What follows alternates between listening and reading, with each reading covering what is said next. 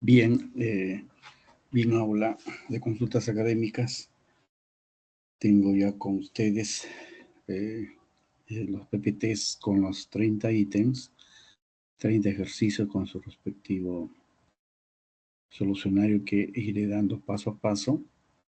Pero antes vamos a dedicar algunos minutos a un comentario tanto del pensamiento que se ha propuesto para esta semana. Como ustedes pueden ver ahí en su cuadernillo, corresponde a un pensamiento de la obra La política de Aristóteles, ¿no? Y luego del mismo Aristóteles, en la parte final, tenemos allí un resumen, una lectura que justamente se alude a Aristóteles, ¿no? Aristóteles, el gran filósofo de la antigüedad griega. Bien, entonces, a modo de introducción, pues empecemos con el pensamiento que se propone de Aristóteles, ¿no?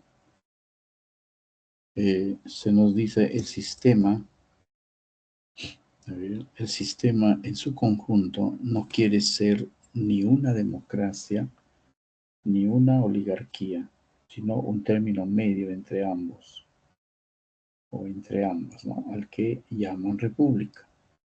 Este pensamiento está extraído, como les decía, de la obra política de Aristóteles, llamada La política. Bueno, Aristóteles en esta obra de filosofía política considera que la oligarquía, ¿no? La oligarquía y la democracia son elementos débiles, son extremos a evitar, ¿no? La democracia como la oligarquía es una desfiguración, ¿no?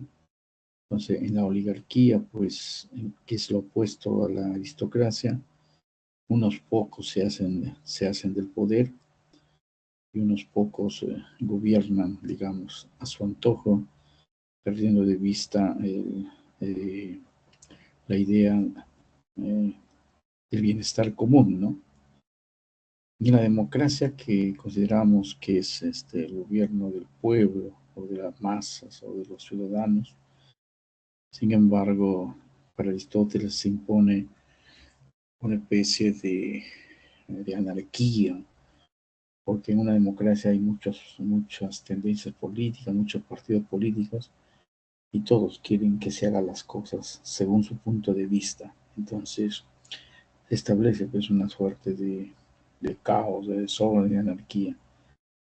Y Aristóteles, entre los extremos, que sería la democracia y la oligarquía, se ubica en el término medio, el término justo, y entonces a ellos denomina república, ¿no? De ahí que a Platón, Aristóteles, luego la República Romana, ¿no? Se considere como antecedente de esta corriente política denominado republicanismo, ¿no? Bueno, eso en cuanto al pensamiento que se propone en esta semana.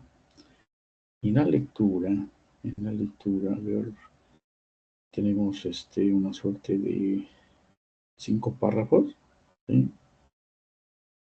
6 párrafos, ¿no?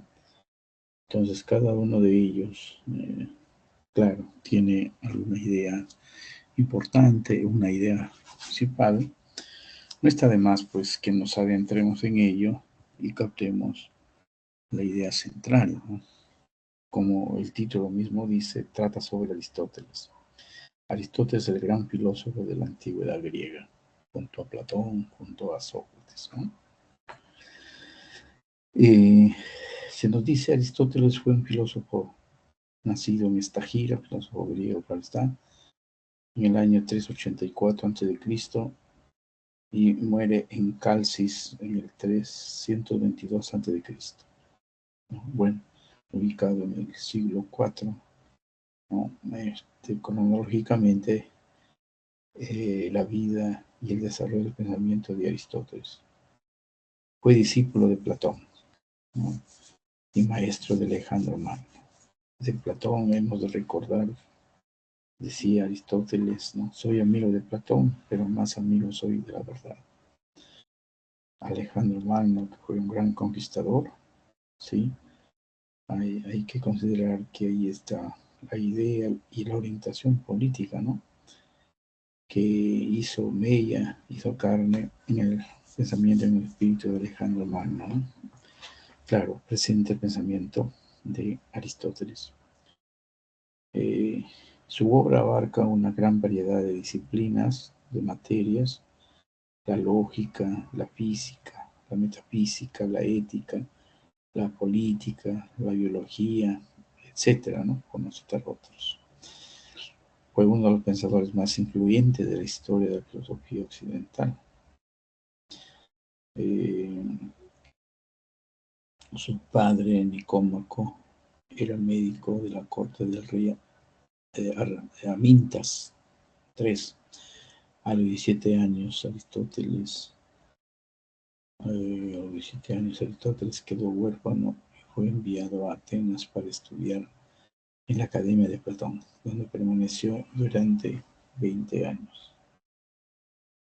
En el segundo párrafo encontramos anotados las ideas. Tras la muerte de Platón, Aristóteles abandonó la academia y viajó a diversas ciudades, Asos, Mitilene, ¿no? Donde ha de continuar investigando y enseñando. En el año 335 a.C. regresó a Atenas y fundó su propia escuela, el Liceo.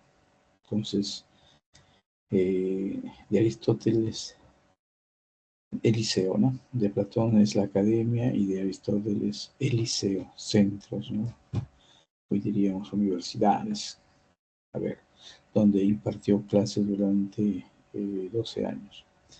En el Liceo Aristóteles y sus seguidores, llamados los peripatéticos, ¿sí? Cuya costumbre era reflexionar, filosofar, andando, ¿no? Caminando. Se dedicaban a la investigación y la enseñanza en diversos campos del conocimiento, desde la filosofía y la lógica hasta la biología y la astronomía. Él escribió una vasta cantidad de obras, aunque muchas de ellas se han perdido. Sus escritos abarcan una amplia gama de temas. Bueno, en estos dos párrafos encontramos pues apuntes biográficos, sí, sobre todo, y en los párrafos que siguen vamos a encontrar alusión a sus obras, ¿no? Sus obras sobre lógica, reunidas en el llamado Organon, establecieron las bases de la lógica formal y tuvieron una gran influencia en el desarrollo de la ciencia occidental. También en su haber está el desarrollo de una teoría física que fue la base de la ciencia hasta el siglo XVII, donde encontraremos ideas sobre el movimiento, la causa y el efecto, la naturaleza de los elementos y conceptos pues fundamentales para el desarrollo científico de su época, ¿no? Esto en cuanto a la lógica, ¿no? El siguiente párrafo tenemos la alusión a la metafísica. En su obra metafísica, Aristóteles exploró temas como las categorías o conceptos de sustancia, forma, materia y la causa. Sí, sus ideas sobre la metafísica han tenido una profunda influencia en la filosofía occidental. De otro lado, en su Ética a Nicómaco, que es una obra, desarrolló una teoría moral basada en la búsqueda de la felicidad, es decir, de la eudaimonía, a través del cultivo de las virtudes. En su obra política, ya pasamos a otro párrafo, su obra La Política, justamente de donde hemos extraído el pensamiento con el cual hemos iniciado esta semana. Eh, Aristóteles analiza diferentes formas de gobierno y propuso un modelo de gobierno mixto que combinaba elementos de la democracia y la aristocracia. Asimismo, nuestro filósofo realizó importantes investigaciones en biología, incluyendo la clasificación de los seres vivos y estudios sobre la anatomía y la reproducción de animales, por lo que sus estudios fueron pioneros en la ciencia de la vida. Bueno, en cuanto a diferentes formas de gobierno y la que propuso un modelo de gobierno mixto, ¿sí? Combinaba elementos de los extremos, digamos, ¿no? O de los desarrollos negativos, ¿no? O políticamente, tanto la democracia como, ¿no?, de la aristocracia, entonces que se llama república. En fin, finalmente, Aristóteles es considerado uno de los pensadores más influyentes de la historia de la filosofía occidental. Su obra ha tenido un impacto profundo en la filosofía, la ciencia, la política, ¿no?, y la literatura. Sus ideas han sido estudiadas y debatidas durante siglos y siguen siendo relevantes en la actualidad. Bien, entonces acabamos pues eh, de a modo de introducción, ¿no?, hacernos cargo de lo ya indicado, tanto la frase como el resumen de ideas acerca de Aristóteles. Seguidamente vamos a acometer la tarea de ver eh, ítem, ítem por ítem, digamos, cada uno, ir comentando y dando su respectiva solución, de acuerdo a los PPTs. Bien.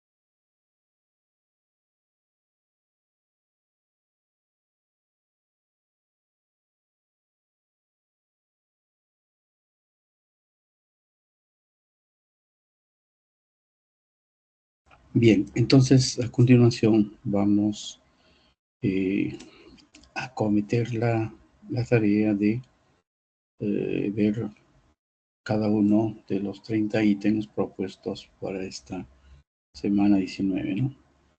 Bien, que es la semana de repaso. Tenemos acá el primer PPT, el ítem, ¿no? A ver, una rápida lectura para luego comentar.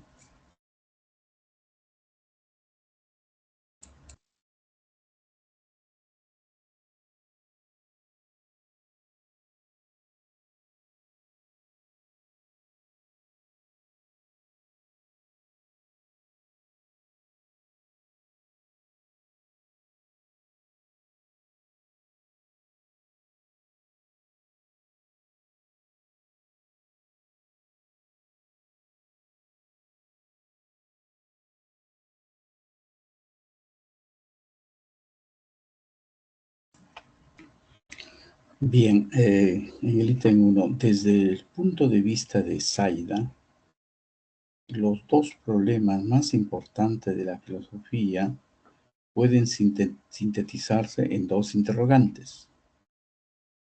¿Cuál es el origen de nuestras valoraciones? ¿Y cómo podemos diferenciar racionalmente las acciones buenas de las acciones malas?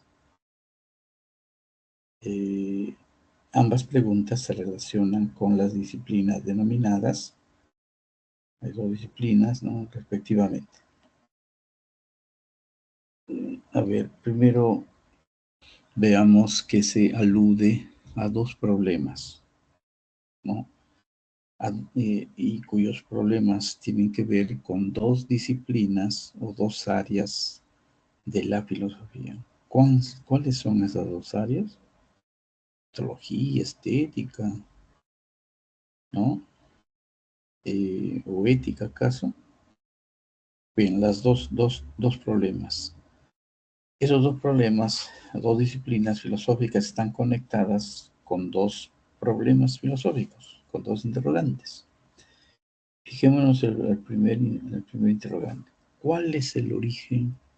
¿Cuál es el origen de nuestras valoraciones? ¿No? Recuerdan ustedes, el tema del valor es estudiado por una disciplina que toma el nombre ¿de qué? De estética, ¿no? De estética. Entonces, si la pregunta es, ¿cuál es el origen de nuestras valoraciones de cualquier valor? Lógico, eso entonces guarda relación, ¿no? Con, bien, a ver acá.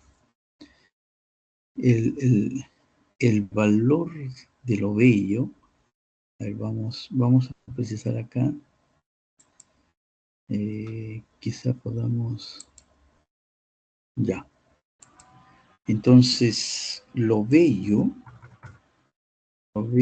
es asunto, como les decía, de la estética, vamos a precisar ahí. Pero si se habla del concepto valor o de las valoraciones, entonces la estética está dentro de esa gran disciplina. Y esa disciplina se le llama axiología. ¿Ya? Entonces, fíjese, eh, tras indagar en la disciplina, en el área filosófica, y sobre todo encontrarnos con la interrogante precisa, que es cuál es el origen de nuestra valoración, entonces ya nos inclinamos a la axiología, ¿no? Entonces, axiología puede ser la A, puede ser la B, pero veamos la siguiente pregunta. La siguiente pregunta es cómo, ¿sí? ¿Cómo podemos diferenciar racionalmente las acciones buenas de las acciones malas? Lo bueno, el valor del bien, el valor del bien es asunto de la ética, ¿verdad? O de la moral. Valgan verdades, tanto la estética como la ética forman parte o están implicadas dentro de la disciplina filosófica mucho más general que es la axiología. Entonces, pues ahí la respuesta en la 1, indudablemente, que es la A. Entonces, la 1, la A. En efecto, pues mientras que en la axiología uno de los problemas fundamentales es el origen del valor, en la ética una preocupación esencial es la búsqueda de criterios racionales para establecer qué es lo bueno y qué es lo malo. Bien, ya tenemos, ¿no? Ya hemos dado cuenta del primer ítem. Veamos el segundo ítem. A ver, una rápida lectura.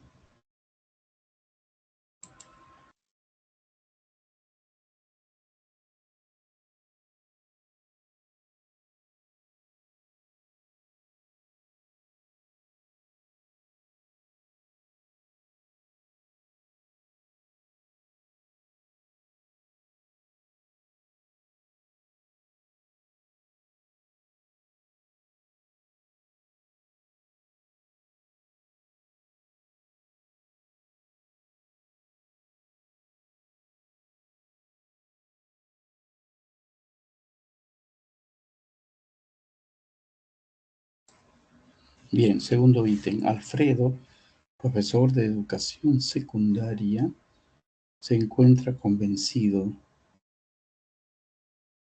Alfredo, profesor de educación secundaria, se encuentra convencido de que su rol es el de ser un facilitador. ¿Mm? Y sus alumnos constituyen el elemento activo del proceso educativo.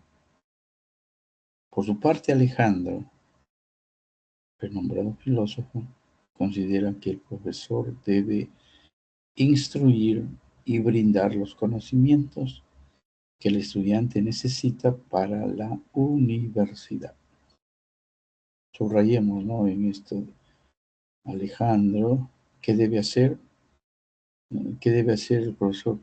Debe instruir, subrayamos, instruir y brindar los conocimientos, ¿no?, que el estudiante necesita para la universidad. Del enunciado se infiere que la postura de Alejandro se relaciona con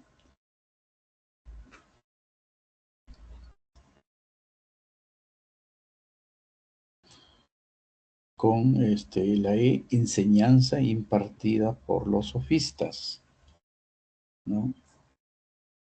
La enseñanza impartida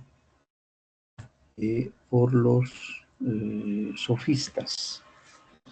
Bueno, los sofistas cobraban por enseñar y enseñaban principalmente la retórica, el arte del buen hablar, el conocimiento de la gramática, ¿no?, el dominio de un idioma para poder expresarse. Las disciplinas o las ciencias deben ser conocidas, ¿no? Deben ser conocidas y por lo tanto ellas son capaces de ser enseñadas, ¿no? Entonces los sofistas pues son los primeros, digamos, maestros, los primeros profesores, los primeros catedráticos, ¿no?, al impartir enseñanza, ¿no?, y al preparar a los ciudadanos para intervenir en la política, ¿no?, etcétera. Bueno, entonces la 2 se inclina por la E.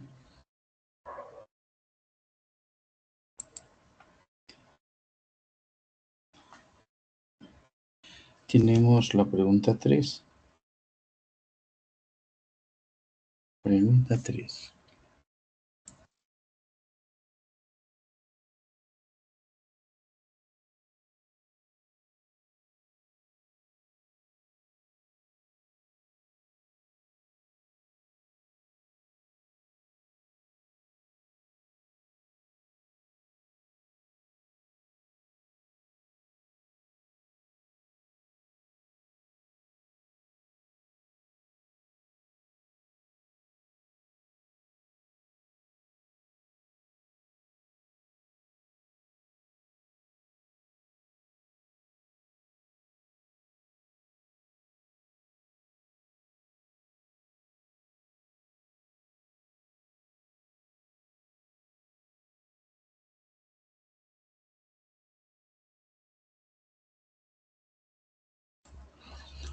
En la pregunta 3, para Platón, el alma no posee una naturaleza simple, sino que contiene las siguientes partes, ¿no? Alma racional, alma irascible y alma concupiscible.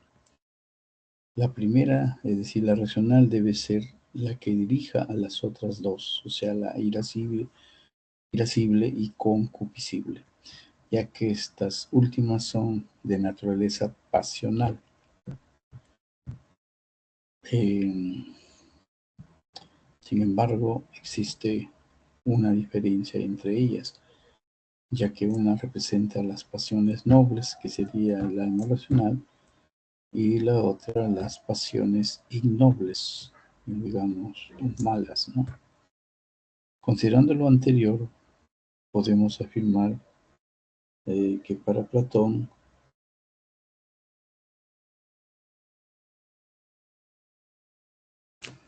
la respuesta estaría en 3D, ¿no? Es decir, existen pasiones negativas, además pasiones positivas. Sí, pues Platón desarrolló una concepción tripartita del alma, en la que distingue entre las pasiones, ¿no? Ya que los considera que son innobles, el alma concupiscible y el alma irascible, ¿no?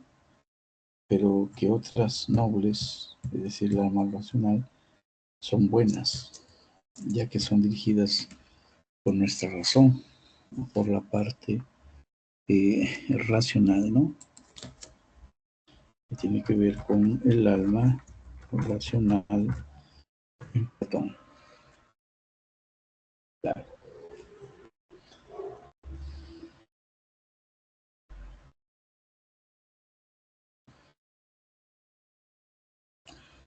A ver, vamos a pasar a la 4.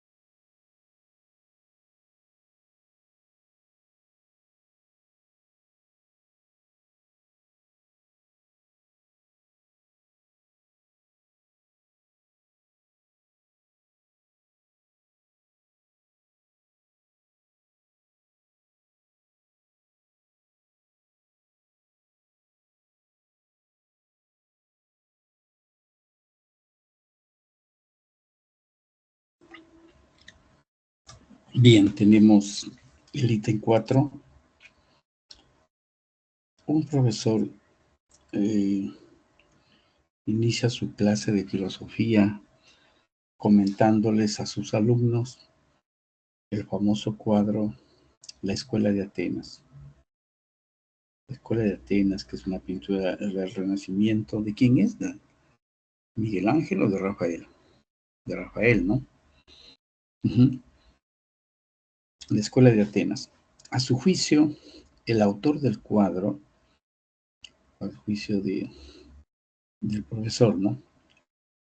A su juicio, el autor del cuadro conocía la disputa, la polémica, de discusión, digamos, entre maestro y discípulo, o sea, entre el maestro Platón y su discípulo Aristóteles, ¿no? En este sentido, no es casualidad que Rafael haya pintado a Platón señalando al cielo, ¿no? Ustedes pueden ver la pintura, ¿no?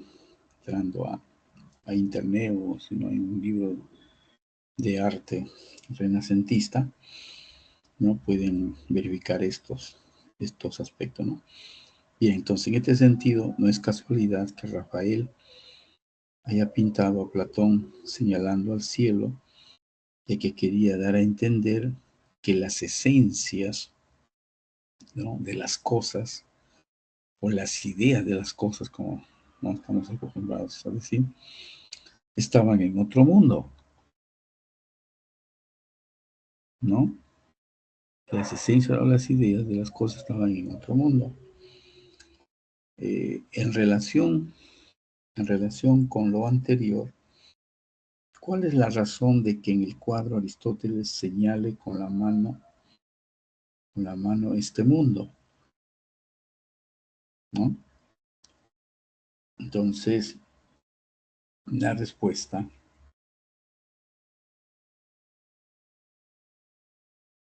en la 1, la D, que estoy diciendo la 4 o la D, estamos en la 4. En la 4 la respuesta es la D. Responde al gesto de Aristóteles, ¿no? Entonces, en el cuadro de Rafael, la escuela de Atenas, Aristóteles señala con la mano este mundo, simboliza su tesis de que las esencias de las sustancias se hallan en este mundo, unidos a la materia, ¿no? Recuerda, entonces, no hay, la realidad no es un mundo dual, el mundo de las ideas, el mundo de las cosas, sino el ser es uno solo, ¿sí? Y las sustancias, el concepto de sustancia, que es la categoría ontológica de Aristóteles, justamente se refiere a lo singular, a lo concreto, esta mesa, este libro, aquel hombre, etcétera, ¿no? Entonces, eso en cuanto a la pregunta 4, ¿no? Cuanto la 4D, Aristóteles señalando con el dedo hacia la tierra, ¿sí? En cambio, Platón lo hace hacia arriba, hacia el cielo, hacia el mundo de las ideas. En razón a ello se dice que Platón es idealista, las ideas, en tanto Aristóteles es realista. Señala el mundo visible, el mundo que conocemos por los sentidos, ¿no? El mundo terrenal.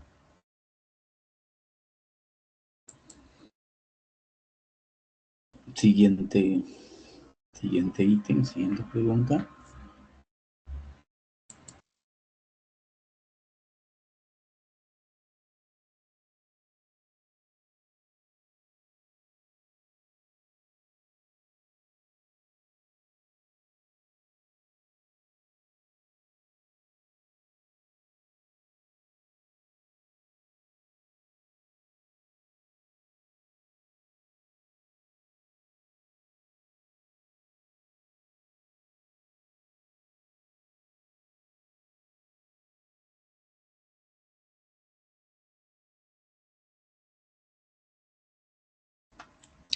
Veamos la 5. Pablo, alumno de una academia preuniversitaria, se declara empirista, pues considera que nuestra mente al nacer es una tabula rasa, un papel blanco, ¿no? Una pizarra sin escribir. Es decir, el conocimiento se funda en la experiencia. César, alumno universitario, considera que los sentidos son engañosos y que la experiencia no puede ser fuente de conocimiento. Él considera, o sea, César considera que nuestras ideas son únicamente innatas, son solo innatas. De lo anterior y de la reflexión de la filosofía moderna, podríamos señalar que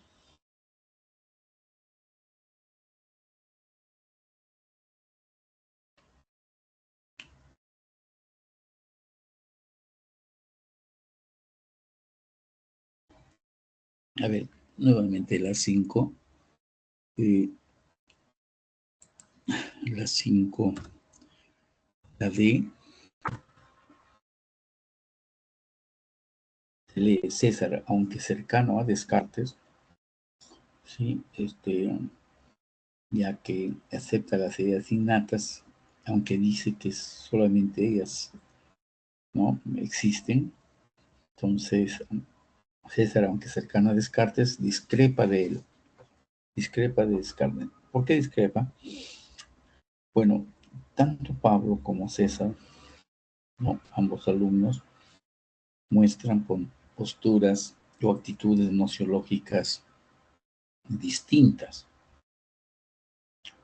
César tiene coincidencias con lo planteado por Descartes, pero muestra una discrepancia grande, en tanto que, dado que asume que solo tenemos ideas innatas, pero recuerden ustedes, para Descartes, además de las ideas innatas, existen las ideas facticias, ¿no?, las ideas adventicias.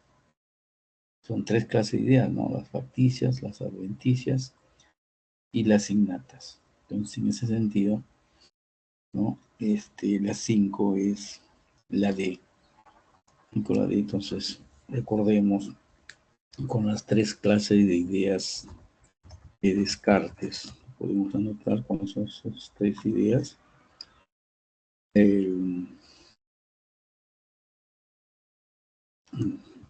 Adventicias, facticias, y la otra que reconoce y lo menciona, y las innatas.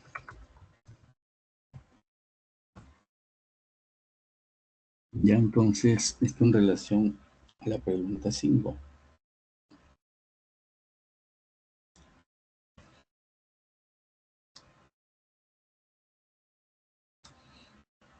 A ver, pasemos a la pregunta 6.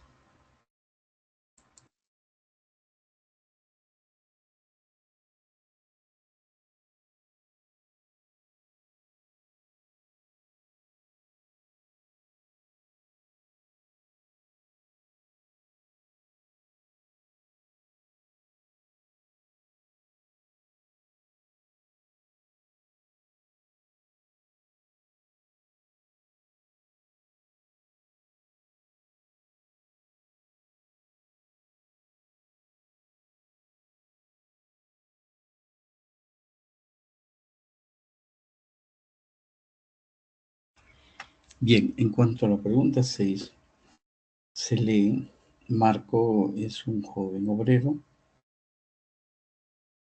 Él considera que la religión y, en general, la cultura occidental ha invertido los valores vitales, haciendo de nosotros seres humanos que reprimen su propia naturaleza, por lo que él apuesta por una liberación individual y social de los conocimientos sociales.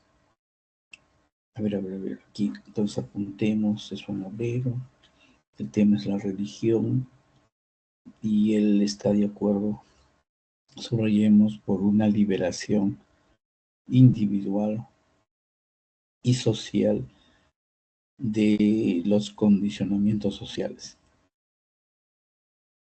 Además, coincide plenamente con los que sostienen que la filosofía solo ha servido para interpretar de diversos modos el mundo, cuando de lo que se trata es de transformarlo. Entonces, aquí ustedes recordarán esta famosa tesis, ¿no? Esta famosa tesis, estoy en el ítem 6, esta famosa tesis de Marx, ¿no? Todos los filósofos lo que han hecho es interpretar el mundo, pero de lo que se trata es de transformarlo, ¿no? Entonces, allí la filosofía antes que teoría es praxis. Praxis es transformación, es hacer la revolución, en otras palabras. Este va a ser la idea más contundente. Sin embargo, acerca de la religión, en relación a ella, que se busca una liberación individual y social, también cuenta, pero sobre todo esto, el objetivo de la filosofía que es para transformar. Entonces, en la 6, la pregunta dice, al respecto, se deduce que la posición de Marco, el joven obrero, acerca del papel de la filosofía, tiene algo de Nietzscheano, claro, una B.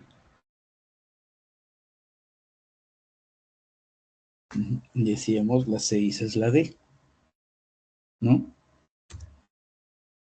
La 6 es la D.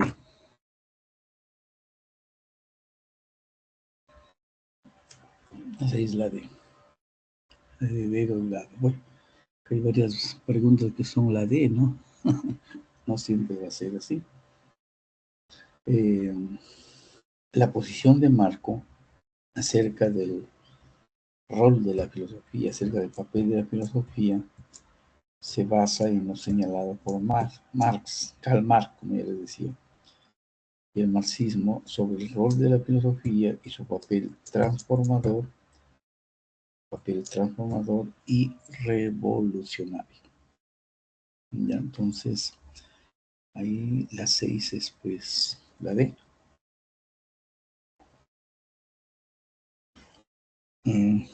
Seguidamente, tenemos la 7.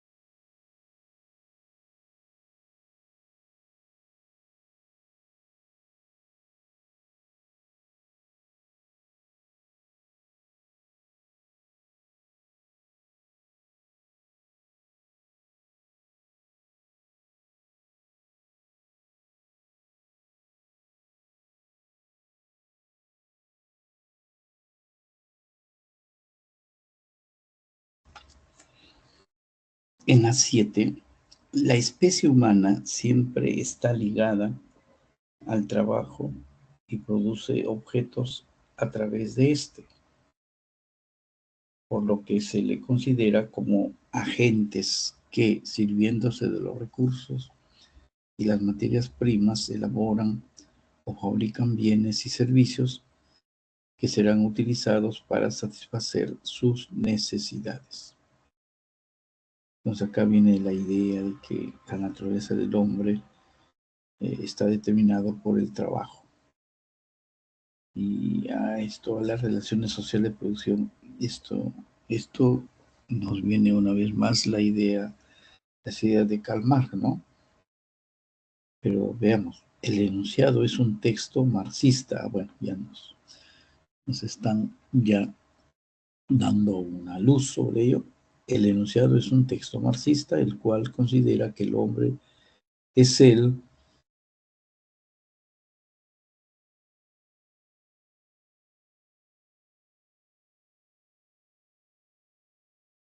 Fíjese que todas las alternativas tienen algo que ver, alguna idea, pero la que es más contundente es la A, ¿no?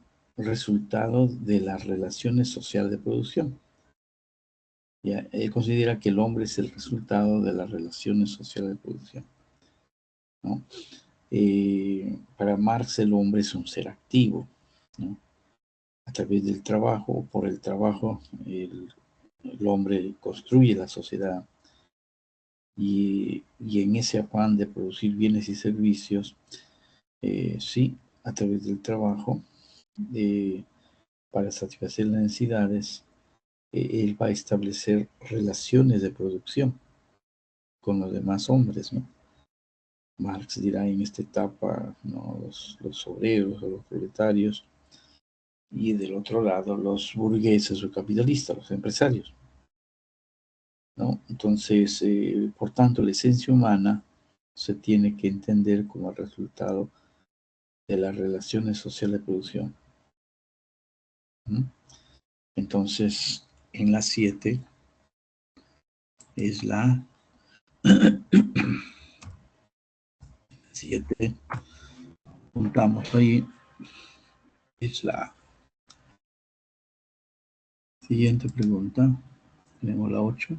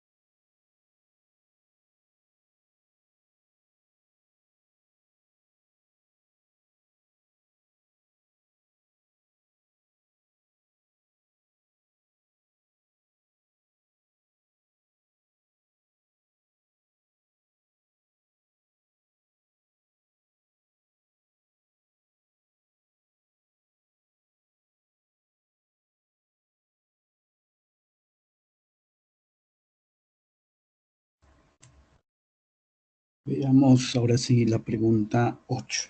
La pregunta 8.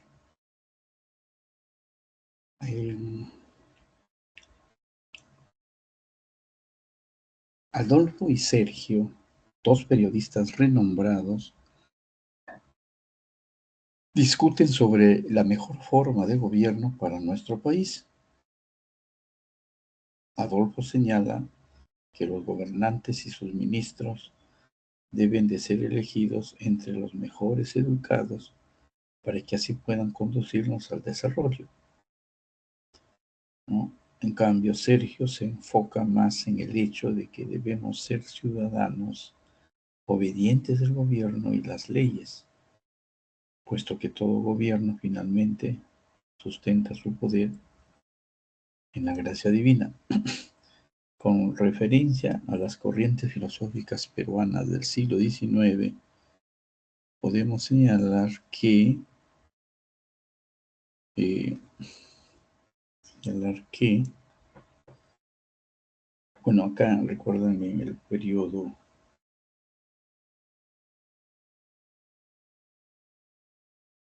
y el periodo de las ideas de la historia de la filosofía en el Perú, ¿sí? En el Perú y América Latina, se da la etapa en que chocan las ideas monarquistas o llamadas conservadoras versus las ideas republicanas o liberales, ¿no? O liberales. ¿Ya? Entonces, esto es lo que está como telón de fondo en esta pregunta. Entonces, la respuesta aquí en la 8 se inclina por la D, ¿no? 8, la D, donde hay la confrontación de qué ideas les dije, monarquistas versus las republicanas o liberales. Liberales también se dice, ¿no? Monarquistas versus las republicanas o liberales. Monarquistas, también llamadas, ¿qué? Conservadoras, ¿no? Ahí tenemos ahí. Entonces, la postura, digamos, coincide pues con el conservadurismo o monarquismo, ya, ya sea por la soberanía de la inteligencia, que es en Adolfo, ¿no? Y la otra, una soberanía del pueblo, ¿no? Donde hay un papel pasivo del ciudadano. Bueno,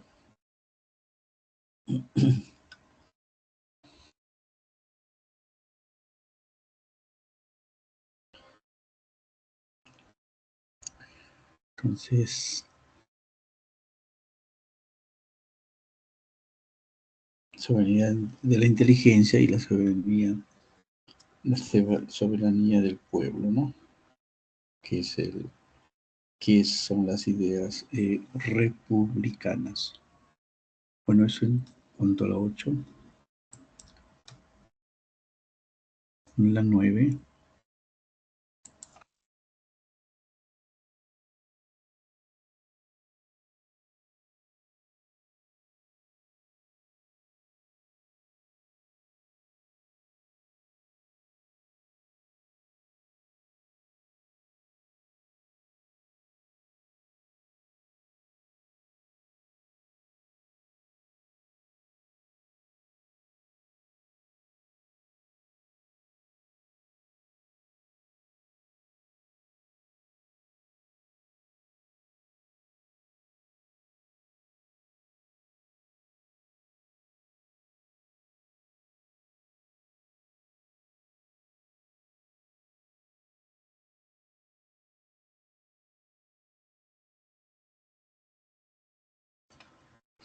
Vamos con el ítem 9.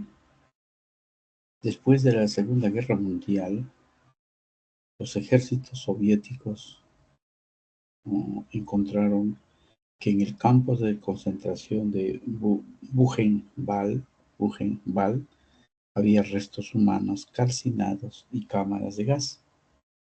Luego encontraron los mismos restos en el campo de prisioneros de Treblinka. Asimismo, hallaron idénticas pruebas en Auschwitz. Finalmente, las autoridades soviéticas llegaron a la conclusión de que la política nazi incluyó el exterminio sistemático de judíos, gitanos, comunistas, homosexuales, prostitutas, ateos y traidores.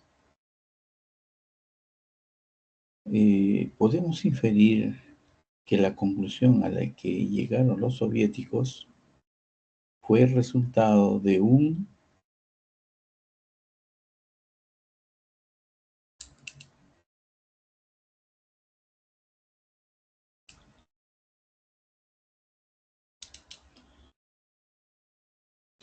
Ahí la respuesta se inclina por la 9B. ¿Sí? La 9B. Es un razonamiento en definitiva inductivo, ¿no? Es un razonamiento al cual conocemos como la inducción. Razonemos en este concepto, ¿no? Puesto que en la medida en que la conclusión se deriva del estudio y pruebas evidencias encontradas en diversos lugares particulares, o sea, en Buchenwald, entre Blinka y en Auschwitz, ¿no? En los lugares en los que se hallaron pues idénticos patrones de operaciones criminales, la conclusión de los soviéticos fue producto de un razonamiento inductivo, ¿no? ¿Ya? Entonces, justamente la pregunta, pues podemos inferir que la conclusión a la que llegaron los soviéticos fue resultado de un razonamiento, en definitiva, inductivo. Inductivo, ¿ya? Bien, ahora sí, pasamos a la siguiente, al ítem 10.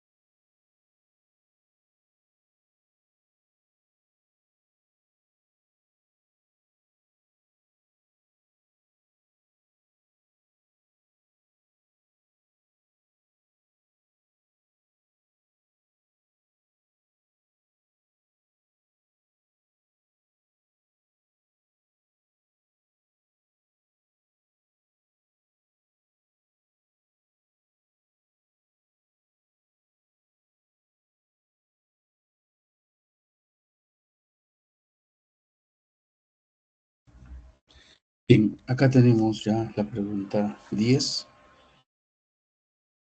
Tiene que ver con falacias, creo, ¿verdad? Sí, sí.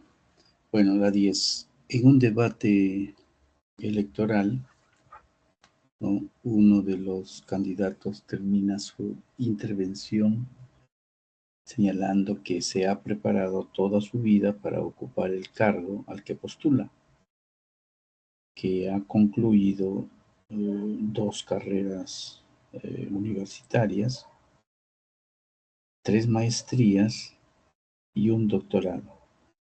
Todo ello en universidades de renombre internacional. Por lo que a su parecer, ahora que ingresa a la política, acabará con la pobreza, ¿no? Con la pobreza y el desempleo en el país. Se deduce que el candidato incurre en la falacia denominada argumentum ad. Bueno, esa es la denominación que se da siempre, ¿no? En latín. Entonces, la respuesta se inclina a la 10D. 10D. 10D. Y es la falacia ad verecundiam, ¿no? Ad verecundiam.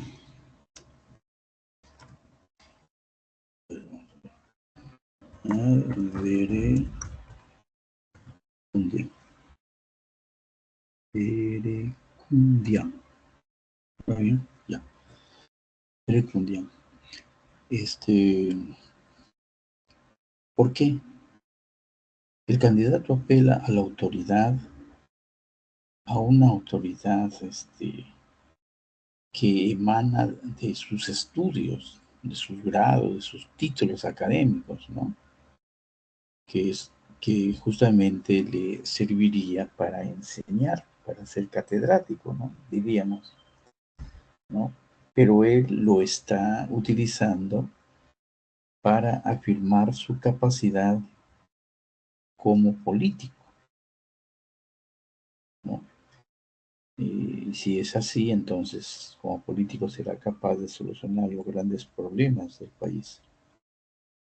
Entonces estamos, pues, ad verecundiam es la falacia, que apela a un campo, a una autoridad que no es de la competencia, ¿no? Que es lo que no se necesita para solucionar los problemas del país, o sea, ser político. Entonces, lo que él reúne, las condiciones por sus estudios es para ser un profesor, para ser un catedrático y no tanto para ser un político. En ese sentido, entonces, en la 10, la respuesta se inclina por la 10D, argumentum ad verecundiam. ¿Ya? Entonces, pues, repito, el candidato apela a la autoridad que emana de sus grados y títulos académicos para, para decir, pues, yo, yo puedo y debo ser un buen político, pero no es así, ¿no?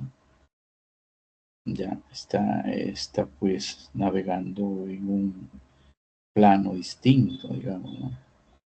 Bueno, en concreto, sus estudios le valen para ser un gran catedrático, no, y no tanto para ser político, no necesariamente para ser un político. Ya, bueno, ese es el sentido que tiene esta pregunta. Bien, tenemos entonces ya las 10 primeras preguntas. Vamos a pasar a las siguientes, la 11.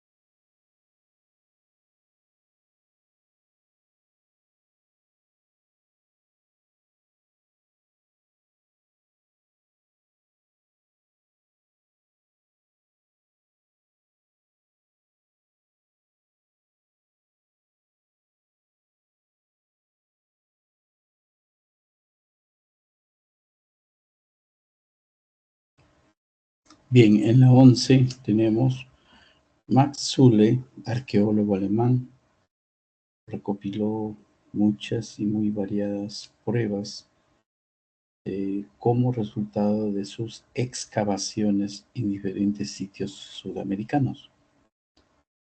Aplicó los métodos de la antropología morfológica a un sinnúmero de cráneos y recuperó miles de artefactos que incluyen cerámica, conchas, textiles, metales, objetos de madera y otros materiales vegetales y objetos construidos con materiales de origen animal, como plumas, huesos y piel. Todo ello lo llevó a formular su famosa hipótesis inmigracionista.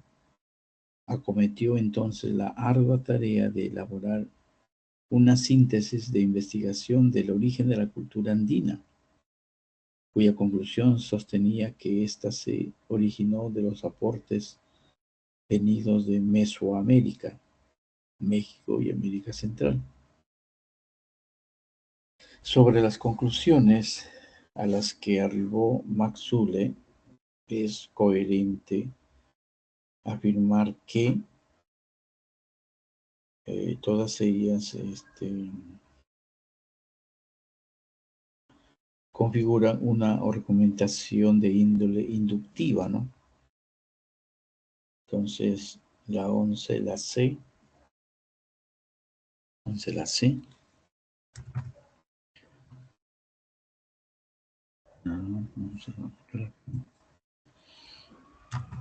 Sí, la solución es la C.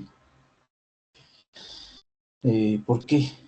Bueno, hallamos pues una argumentación de índole inductiva, ¿no? La argumentación inductiva, recordarán ustedes, es producto de la presentación, del análisis de una serie de objetos y hechos que vienen a ser una suerte de variedad o secuencia de pruebas en los cuales van a desembocar en una síntesis que cobra la forma de un argumento inductivo, ¿no? Eh, bueno, este es el asunto del ítem 11. Vamos al ítem 12. Ítem 12. Ya. A ver, leamos con cuidado esto, la 12.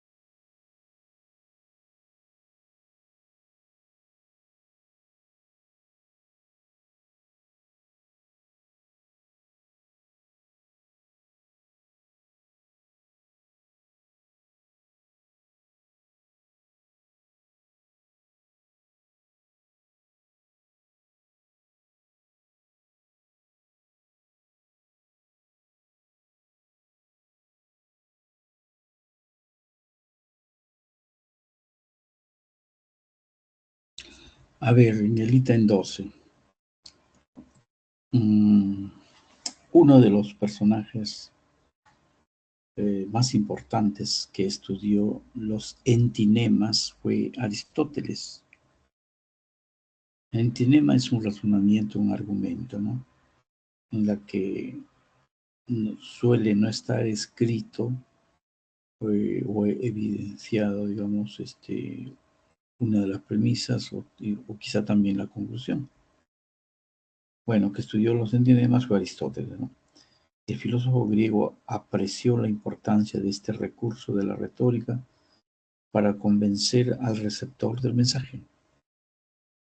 Muy habitualmente las argumentaciones que se hacen apelando a lo moral y a lo ético poseen un entinema, como herramienta de persuasión, aunque muchas veces no se advierte su uso. Por ejemplo, en el siguiente argumento, veamos, ¿no?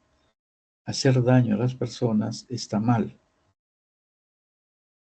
Hacer daño a las personas está mal. Por lo tanto, conducir ebrio está mal. Es un antinema ya que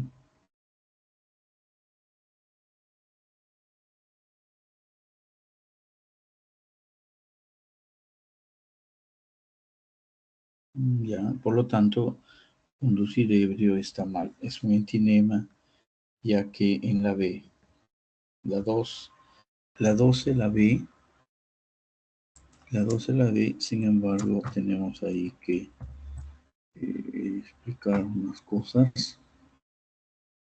La 12, la B y se lee solo cuenta con una proposición y la conclusión del argumento. ¿Cuál es una de las proposiciones? Hacer daño a las personas está mal.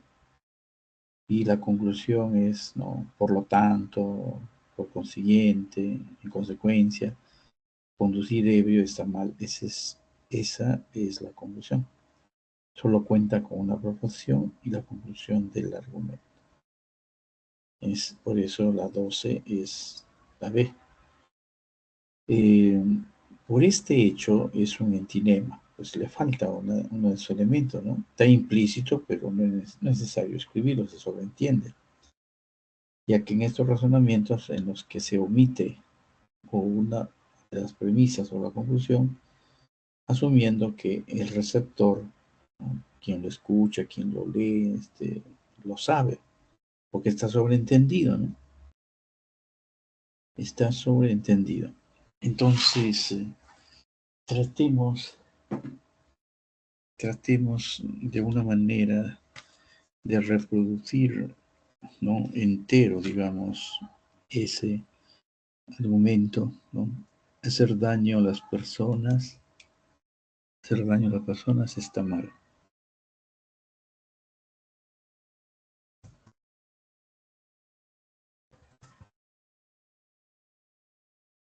Hacer daño a las personas está mal. Ya, a ver, vamos a anotar, esta es una de las premisas. Conducir ebrio puede hacer daño. Conducir ebrio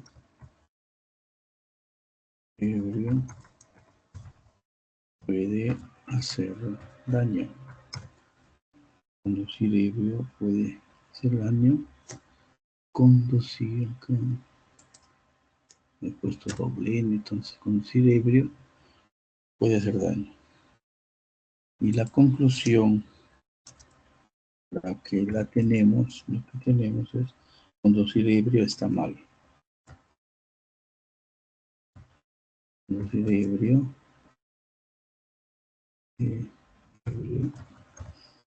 está mal.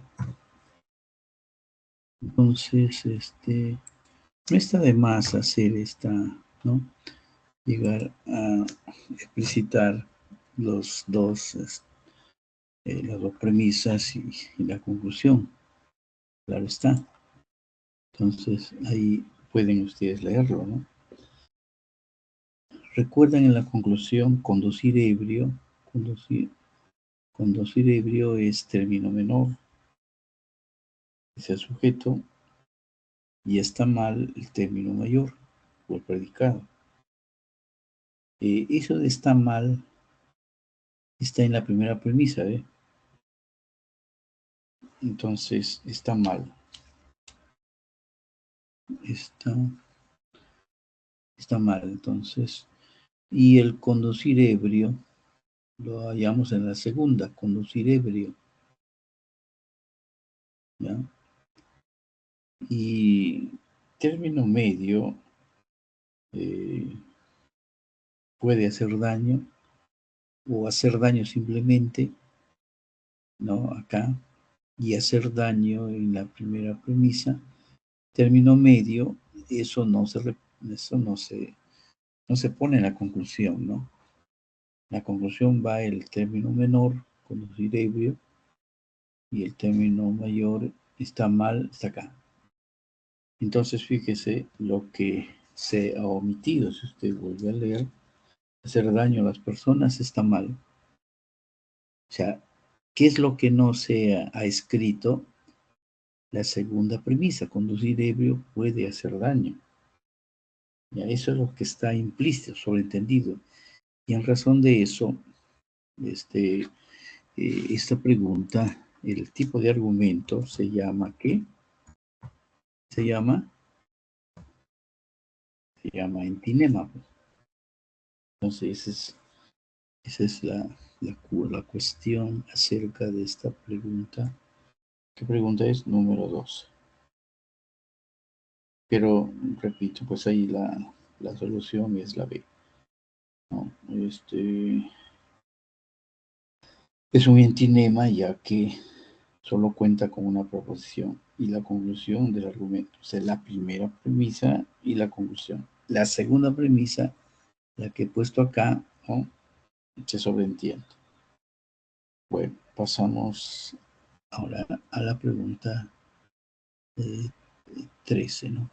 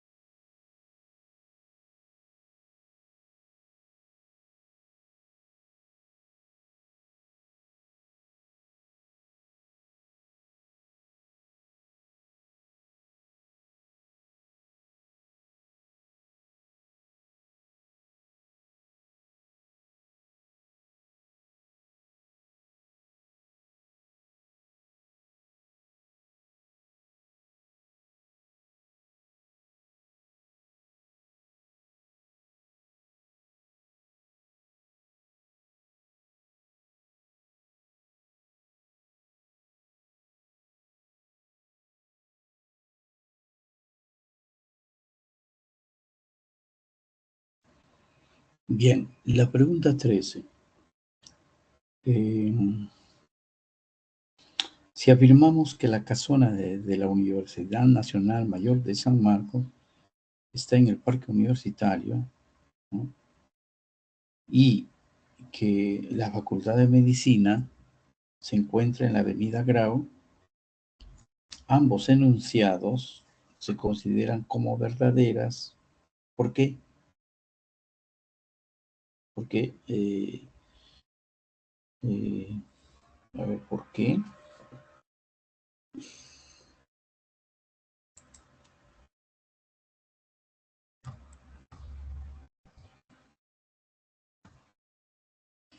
Tiene que ver con las teorías de la verdad, ¿no? Las teorías de la verdad es la E. Son verdaderas, ¿no? Esto de la casa en San Marcos, en el Parque Universitario y la Facultad de Medicina en la Avenida Grau, porque describen hechos, lugares, que se corresponden con los hechos, que eso es verdad, ¿no?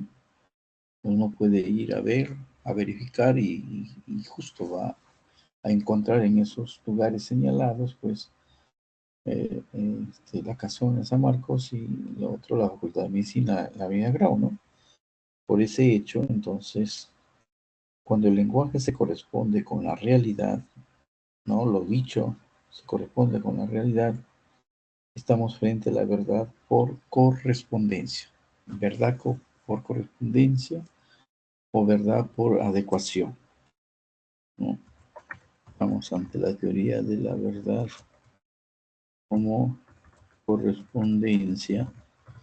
También se le llama la verdad como adecuación.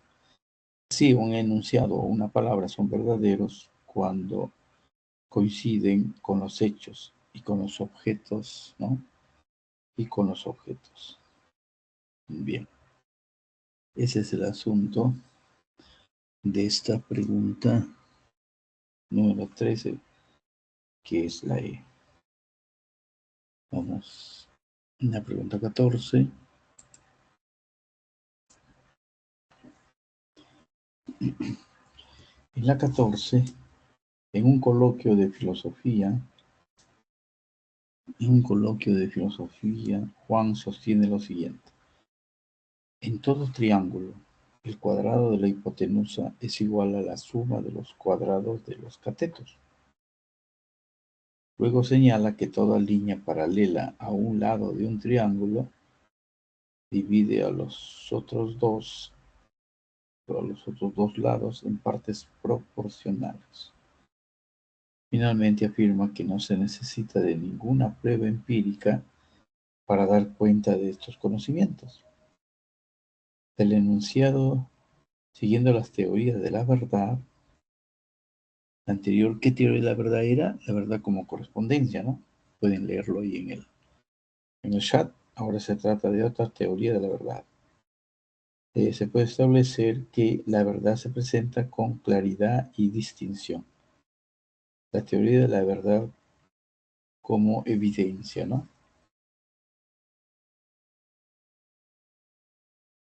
¿Ya? Entonces, entonces la 14, la C, 14 la C, 14 la C. Y la verdad se presenta con claridad y distinción. Según Descartes, y este Descartes representante, la condición básica para que podamos admitir un enunciado como verdadero es que la misma resulte clara y distinta para nuestra razón, para nuestro entendimiento.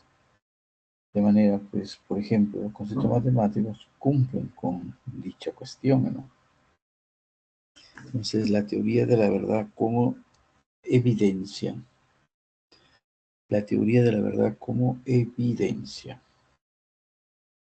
Bien, pasamos a la pregunta 15.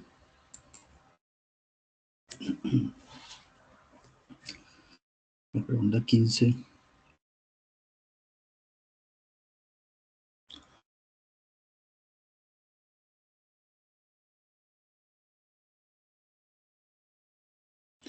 A ver, acá entramos en el terreno de la epistemología, del tema de las ciencias, ¿no? En la 15, actualmente una de las terapias contra el cáncer es la quimioterapia, ¿no? Terapia, curación, cuya efectividad es diversa. Debido al desarrollo de la nanotecnología, los médicos indican que el uso de nanopartículas hará más efectiva la quimioterapia. Así, el uso de pequeñas dosis de cisplatino y docetaxel podrán ir directo a las células cancerosas, lo que reducirá el dolor y los efectos secundarios. Considerando las funciones de la ciencia, se puede señalar que ¿cuáles son las funciones de la ciencia? Descriptiva, explicativa, predictiva.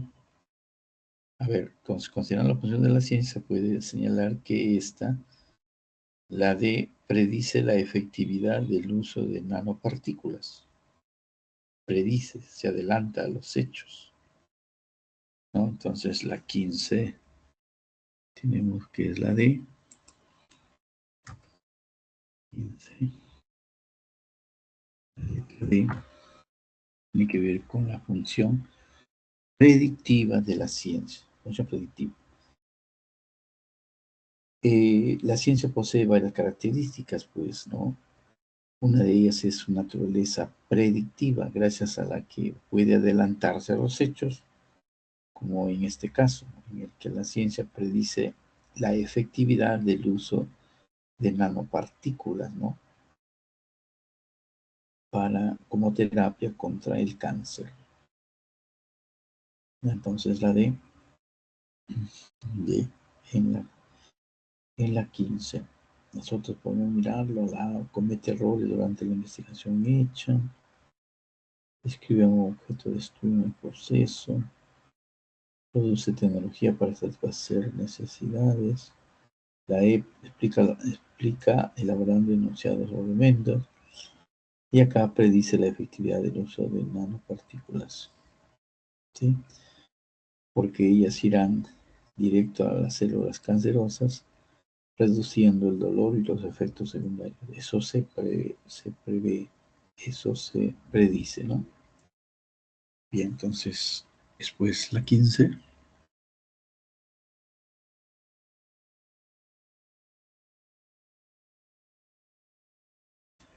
La 15. A ver, en la 16.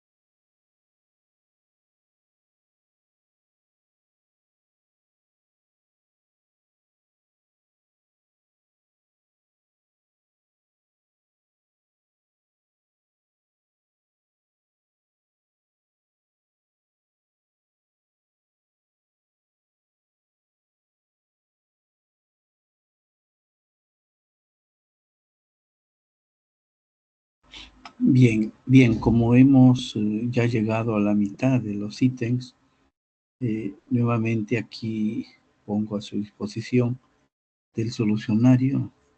Voy a hacer alguna duda, ¿no? De todas maneras, bien, a ver, tomad nota.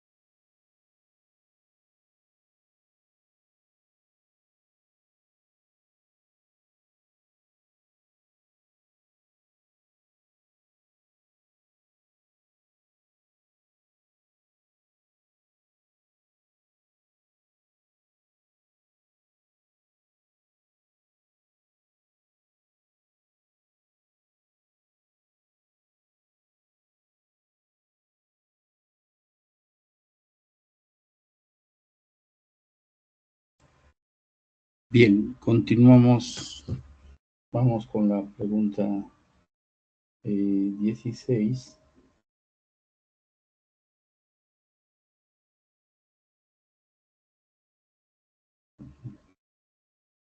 Sí, la pregunta 16.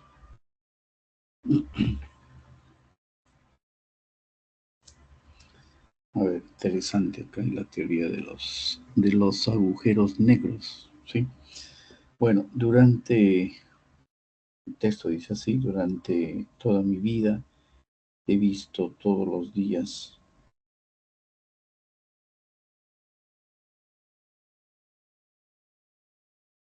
No, esto, a ver, un momento, un momento. A ver, bueno, a ver.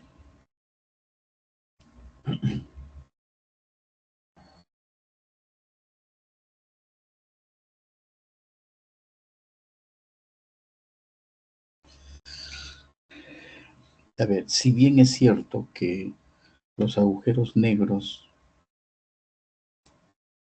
fueron anunciados como parte de la teoría general de la relatividad de Einstein, solo se pudo saber cómo eran, cómo eran mucho tiempo después.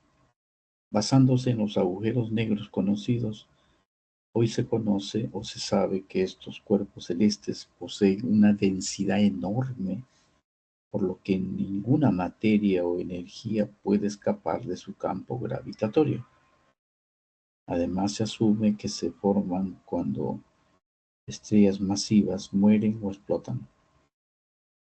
Los agujeros negros poseen otros aspectos evidenciables como el horizonte de sucesos, el disco de acreción y la singularidad. De acuerdo con lo referido antes, podemos señalar que la ciencia, a ver qué función está ocurriendo acá, predicción, aplicación o acaso descripción. Y la 16 es la B.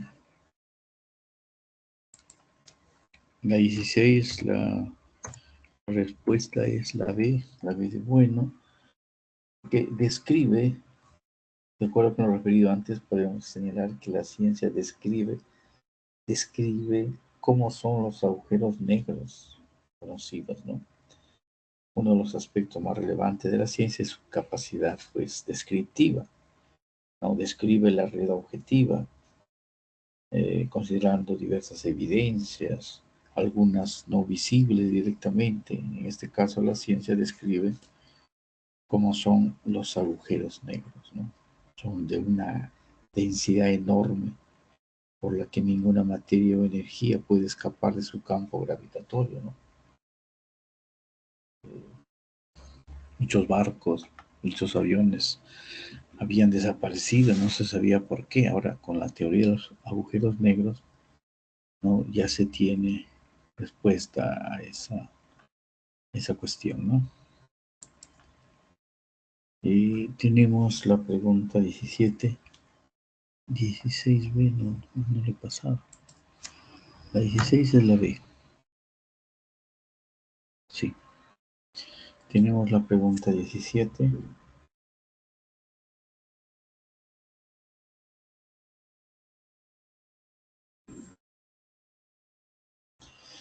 Bueno, durante toda mi vida he visto todos los días que el sol sale por el este y se oculta por el oeste, ¿no?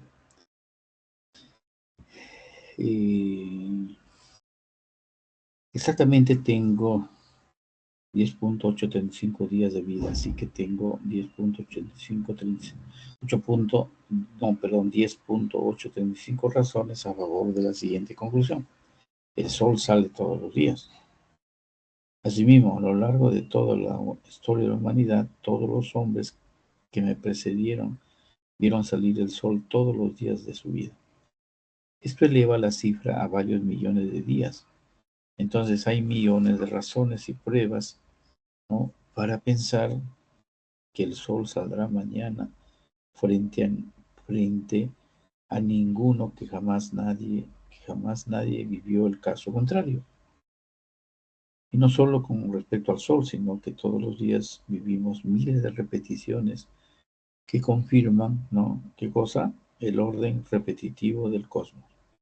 Cuando abro la puerta, la calle sigue allí. El cielo está en su sitio. La gravedad sigue operando. Las leyes de la óptica sí se siguen cumpliendo. Así, día tras día, durante millones de días. La argumentación indicada trasluce una opción epistemológica categorizada como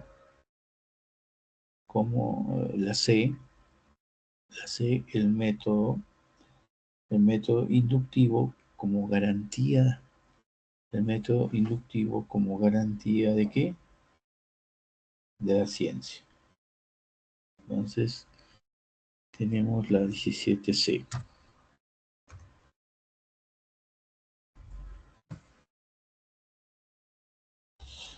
El método inductivo, pues, es garantía de la ciencia. Para los neopositivistas, sí está justificada la inferencia inductiva, ¿no? Por tal razón plantearon que la inducción representa el método más adecuado para el avance de las ciencias. Para el avance de las ciencias. Veamos el ítem 18. Matías es un peruano que radica en Estados Unidos por motivo de estudio. Él no tiene claro si debe asumir su identidad nacional o adoptar otra. Es decir, enfrenta una situación en la que debe tomar una decisión trascendental para su vida. El entorno nuevo conformado por sus compañeros le genera conflictos que le han permitido darse cuenta de que no se conoce realmente. El problema de identidad que experimenta Matías, según Charles Taylor, se explica por 18C, la falta de reconocimiento de sus compañeros hacia Matías. Según la filosofía de Charles Taylor, recordarán, el reconocimiento determina la identidad. El detalle es que cuando los seres humanos no reciben un reconocimiento, generará una ausencia de identidad, ¿no? Entonces, en la 18, la respuesta se inclina a la C. A la C. La 19.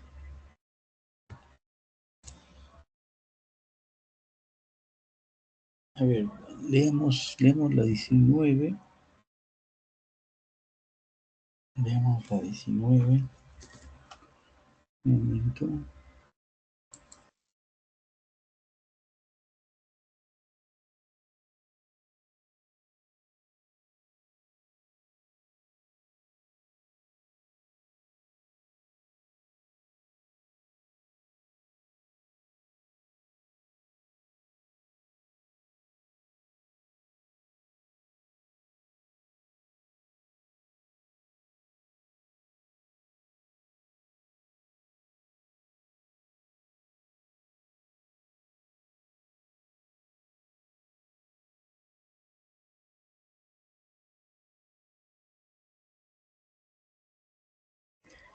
En la 19, Miguel Grau, seminario en la guerra con Chile, demostró un extraordinario sentido del honor y una dedicación sin igual a su patria, a bordo del Huáscar.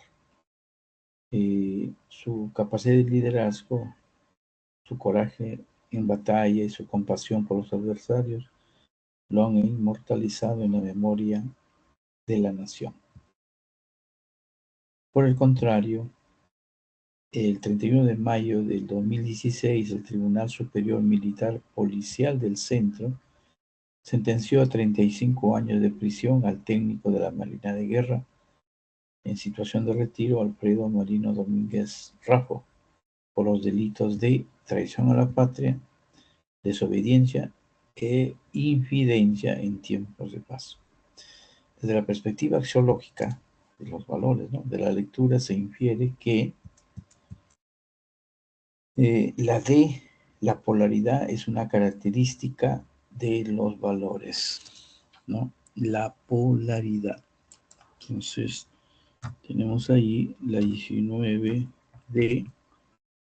Entonces, la polaridad nos habla de que todo valor tiene su contrario, ¿no? El gran valor que encarnó Miguel Grau, su contrario es, ¿no?, el que representa Alfredo Marino Domínguez Rajo, ¿no? Bien. Sí, pues Miguel Grau es un ejemplo positivo y el ejemplo negativo, el técnico de la Marina, ¿no? Entonces, ahí encontramos la polaridad de los valores o la polaridad axiológica. La polaridad axiológica. Bien, llegamos a la pregunta 20.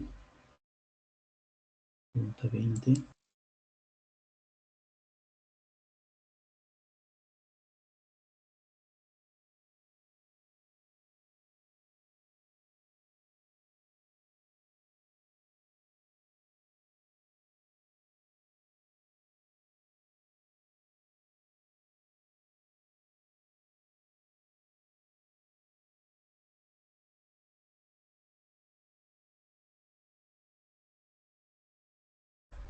El adulto de 18 a 5, el adulto necesita tener una alimentación sana y variada para lograr, ¿no?, un peso saludable y evitar el desarrollo de enfermedades crónicas. Tiene que ver con la mala alimentación, ¿ya? Entonces, si el texto se preocupa por la alimentación sana y variada para realizar actividades diarias, el estudio, el trabajo, entonces implica la preocupación por los valores vitales, ¿no? Valores vitales. Entonces, la cuestión de valores, entonces la 20 la B, preocupación por los valores. Ese es el asunto. ¿Qué estoy haciendo? 20 valores vitales. Vamos a poner ahí, entonces, aquí el concepto relacionado con la 20 de la B son los valores vitales. Pasamos al ítem 21. Vamos a tratar de, vamos a tratar de coger las ideas centrales, ¿no? Luego dar la solución en vista del tiempo.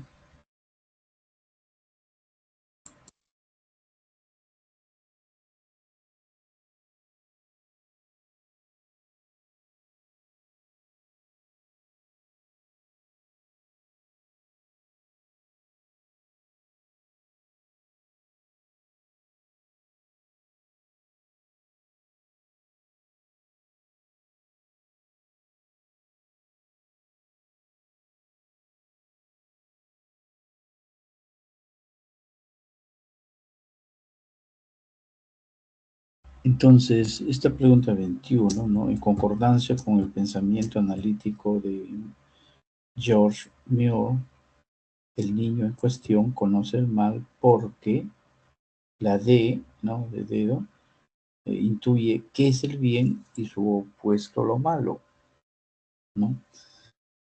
Para el pensador inglés Muir, el bien es algo tan simple que no se puede, digamos, que no se puede analizar, pero que toda persona lo puede intuir. Por eso el niño, Humberto, intuye de inmediato que el asalto es algo malo, ¿no? Entonces, 21, tenemos la D, y ahí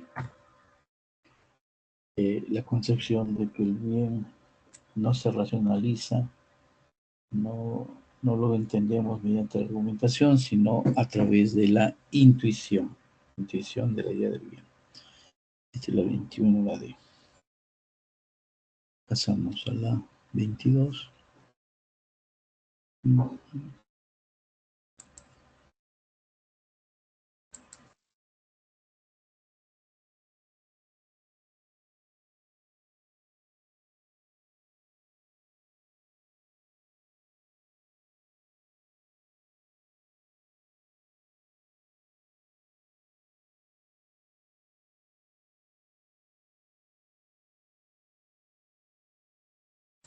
A ver, acá una pregunta con Cam.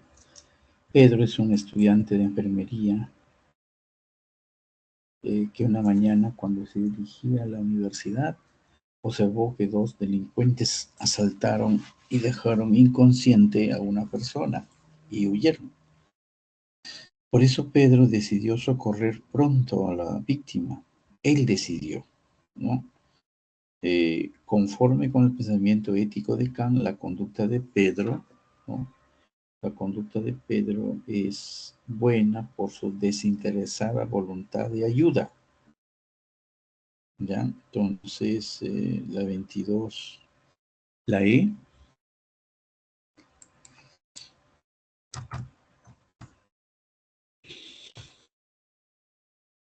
Vamos ahí.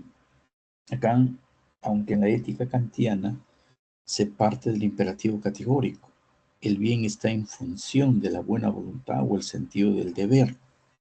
En este caso, la conducta de Pedro es buena porque tuvo voluntad desinteresada y ayudó a la víctima, ¿no? Es una moral autónoma, es la voluntad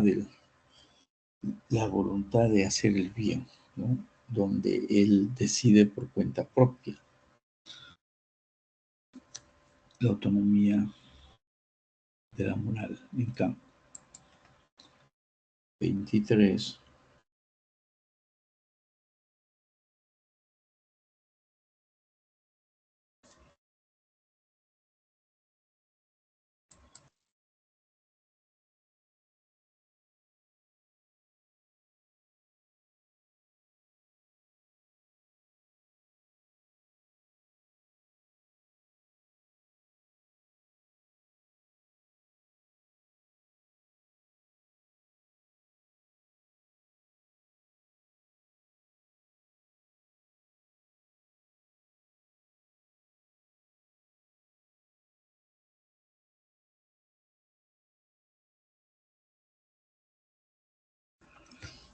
Alberto es un conocido abogado que le explica a un amigo que a veces las leyes son injustas y no permiten luchar adecuadamente contra el delito, sea porque el legislativo las ha elaborado con malos asesores o son tan débiles que no afectan a los criminales ni los atemorizan.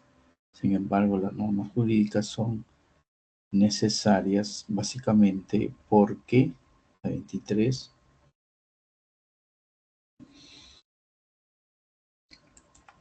porque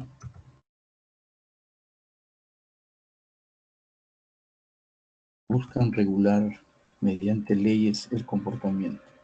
Las normas son reglas o mandatos que exigen o prohíben realizar una determinada acción o conducta. De ellas, las normas jurídicas o las leyes establecidas por el Estado regulan el adecuado comportamiento, ¿no?, de las personas, pero según las leyes, ¿no? 23, la C. Pasamos a la 24.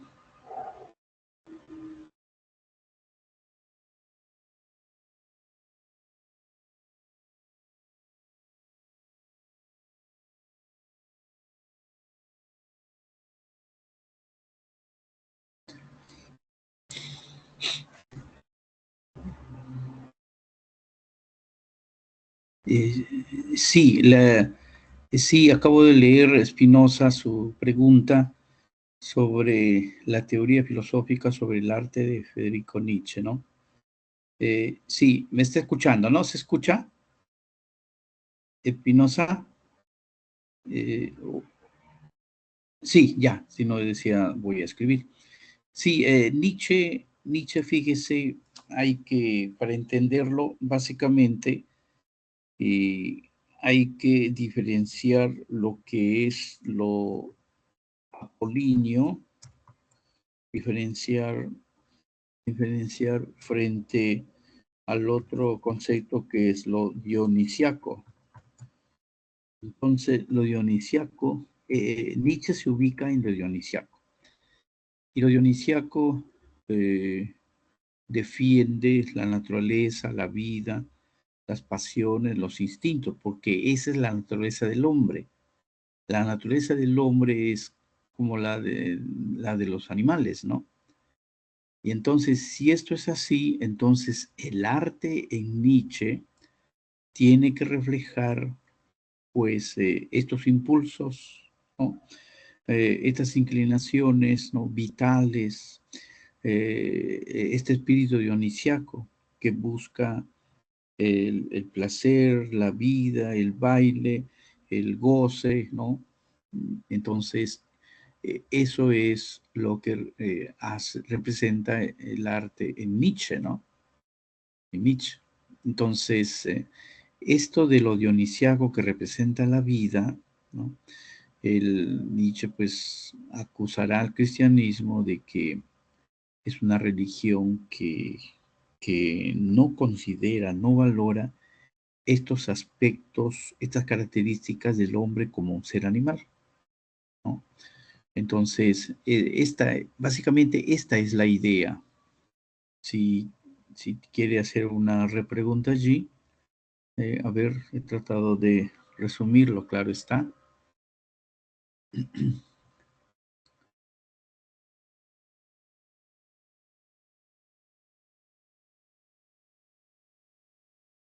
Creo que se ha entendido ya. A ver, básicamente eso, ¿no? Como le decía. Entonces, en la 24, en la pregunta 24, la respuesta es la E, concuerda bastante con la idea intelectualista de Sócrates, ¿no? Sócrates pues sostenía que el bien es un conocimiento.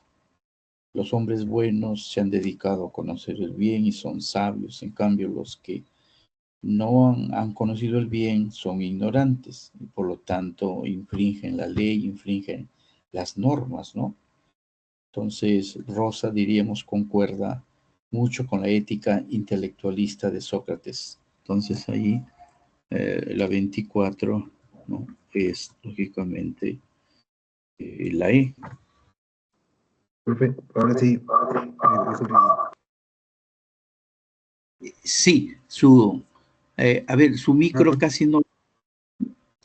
A ver, a ver. ahora sí, estaba metido en el otro pantalla. No, lo que le quería preguntar, profe, mejor, es que no lo entendí muy bien, disculpe que no le puedo entender muy bien, profe, pero, o sea, cuando yo leo el libro dice algo de nihilismo, o sea, Ah, yo... sí, muy bien. El nihilismo significa nada, ¿sí? Es de la palabra níquil, nada, equivale a nada, y la nada significa que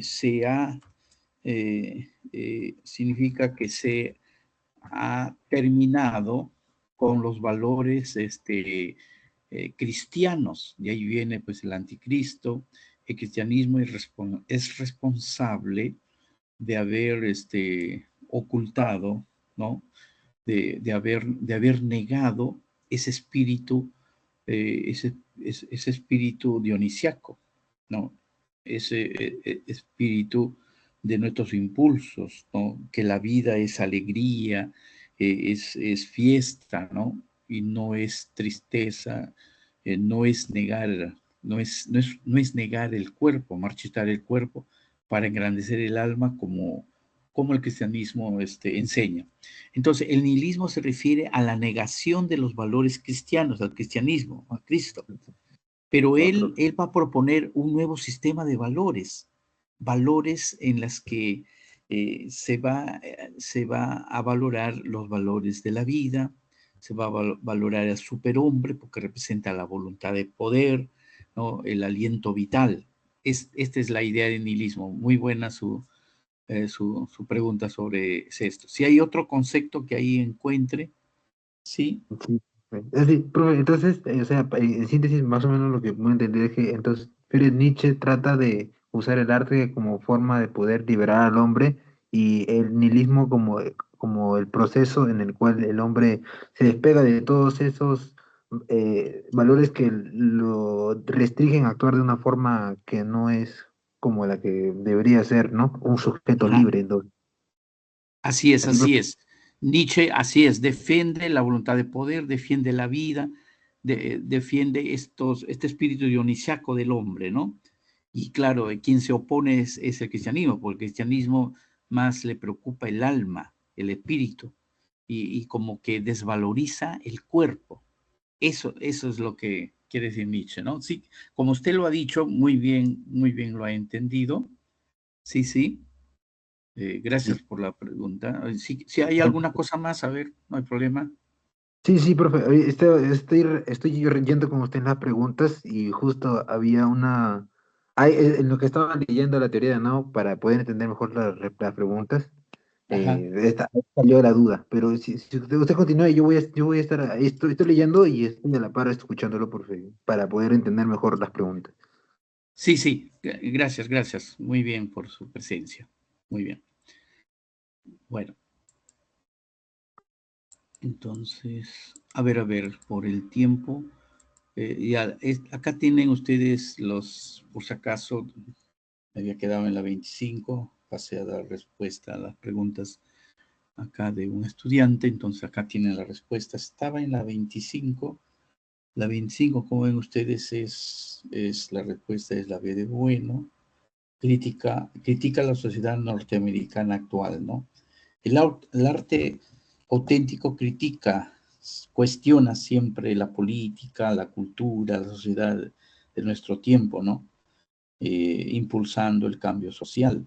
Entonces, Adorno, que es un teórico del arte, ¿no? Sí, que es un marxista europeo, siempre asocia el arte, ¿no? El espíritu cuestionador y liberador, digamos así, ¿no? En la 26 es la E, 26 la E. Aquí la pregunta, bueno, sobre Picasso, según la teoría de Walter Benjamin, las cualidades estéticas de las obras están en el objeto de arte, ¿no? No es que yo lo ponga, el invento. Entonces el crítico resalta de manera objetiva aspectos que son visibles en la producción, en este caso cubista de Picasso, ¿no? Entonces la 26 es la E, la 27 la D, bueno, la cultura shipibo-conibo, la D forma parte de la identidad cultural de los shipibo-conibo, ¿no?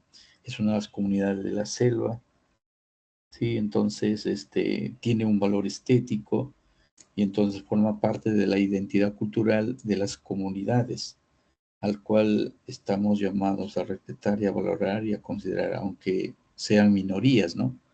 La 27 la D, la 28 la C. El Estado político garantiza los derechos naturales según el Locke, ¿sí? Entonces, el derecho a la vida, el derecho a la propiedad, el derecho a la libertad son derechos que por naturaleza tenemos y el Estado tiene que respetarlos, ¿no? La 29, la E, el hombre alcanza la felicidad en la polis o en la comunidad. Esa es la idea de Aristóteles, ¿no? Aristóteles, el hombre es un animal político y social cuya realización lo encuentra dentro de la comunidad, ¿no? Y la 29, entonces la E. Y la 30 es en la A. Un momentito, entonces leemos allí en la 30. El republicanismo de Rousseau está presente en esta pregunta, ¿no? Entonces, el modelo de ciudadanía del republicanismo es el ideal participativo, ¿no? Entonces, hay canales a través de los cuales los ciudadanos deben expresar su voz, deben hacer llegar su voto Entonces, esto es uno de los ideales del republicanismo, ¿no? Bueno, me he pasado, disculpe por ser coordinador, me he pasado 2 minutos, creo, ahí. Bueno, profe, Gracias, Espinosa, por su pregunta, le deseo éxito, siempre ahí, bueno, repasando, ¿ya? Gracias por su pregunta. profe, Sí, estamos acá profe. constreñidos por el horario, entonces tengo que dejar. Le felicito por Ah, sus ya, preguntas, ¿ya? Le deseo éxito. gracias, Sí, hasta luego, gracias. hasta luego, hasta luego. Hasta que tengan buena tarde. Sí, buenas tardes.